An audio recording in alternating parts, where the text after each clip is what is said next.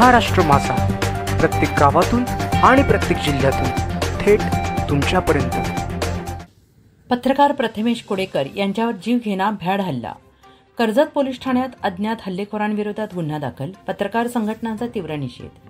कर्जत तालुक्यातील युवा पत्रकार प्रथमेश कोडेकर यांच्यावर अज्ञात हल्लेखोरांनी केलेल्या प्राणघातक हल्ल्याने संपूर्ण पत्रकारिता क्षेत्रात संतापाची लाट उसळली आहे। हा हल्ला केवळ एका पत्रकारावर नसून तो लोकशाही व्यवस्थेवरच केलेला हल्ला असल्याची तीव्र भावना तालुक्यातील सर्व पत्रकारांनी व्यक्त केली आहे। दिनांक 1 ऑगस्ट 2025 रोजी सायंकाळी 7:30च्या सुमारास ही धक्कादायक घटना घडलेली आहे। पत्रकार प्रथमेश कोडेकर आणि त्यांचे मित्र मयूर रणदिवे हे नेहमीप्रमाणे चारफाटा येथील ठाकरे उपाहारगृह येथे चहा पिण्यास गेले होते। परतताना कृषी विद्यापीठाच्या जुन्या प्रवेशद्वारासमोर एकाने हात करून त्यांना थांबवले। त्यांना वाटले की कोणी पत्ता विचारतोय म्हणून ते थांबले, मात्र काही कळण्याच्या आत 4-5 अज्ञातांनी त्यांच्यावर प्राणघातक हल्ला केला। हल्लेखोरांनी हातात फायटर, लोखंडी पाईप, धारदार शस्त्रे घेऊन कोडेकर आणि त्यांच्या मित्रांवर हल्ला केला। या भीषण हल्ल्यात कोडेकर आणि त्यांच्या मित्राला गंभीर दुखापत झाली। मित्रांनी धाडसाने मध्ये पडून कोडेकर यांचे प्राण वाचवले। काही वेळातच घटनास्थळी जमा झाल्याने हल्लेखोरांनी सिल्वर रंगाच्या वॅगनार गाडीतून पलायन केले।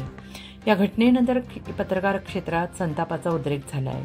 कर्जत प्रेस असोसिएशनच्या सदस्यांसह ॲडव्होकेट कैलास मोरे, कायदेशीर सल्लागार, कोंढाणा टाइम्सचे संपादक रमाकांत जाधव, धर्मेंद्र मोरे, लोकेश यादव, सतीश देशपांडे, माजी नगरसेवक ॲडव्होकेट संकेत भासे, नदीम खान यांच्यासह अनेकांनी कर्जत पोलीस स्टेशनमध्ये वरिष्ठ पोलीस निरीक्षक संदीप भोसले यांची भेट घेतली आणि या भेटीत त्यांनी हल्लेखोरांचा लवकरात लवकर तपास करून कडक कारवाई करण्यात यावी अशी मागणी केली आहे। यावेळी पत्रकारांनी एकमुखाने हल्ल्याचा निषेध केला आहे।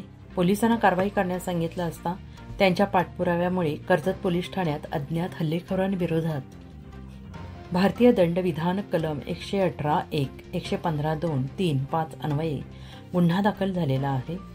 तपास पोलीस निरीक्षक उपनिरीक्षक किरण नवले हे करत आहेत। पोलिसांनी तपासाची चक्रे गतिमान केलेली आहेत।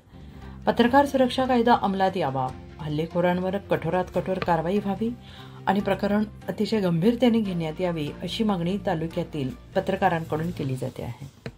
महाराष्ट्र माझासाठी जगदीश तगडे, रायगड, कर्जत। महाराष्ट्र माझाला सबस्क्राईब करा आणि बाजूचा बेल आयकॉन प्रेस करून मिळवा आपल्या परिसरातील ठळक आणि ताज्या घडामोडी।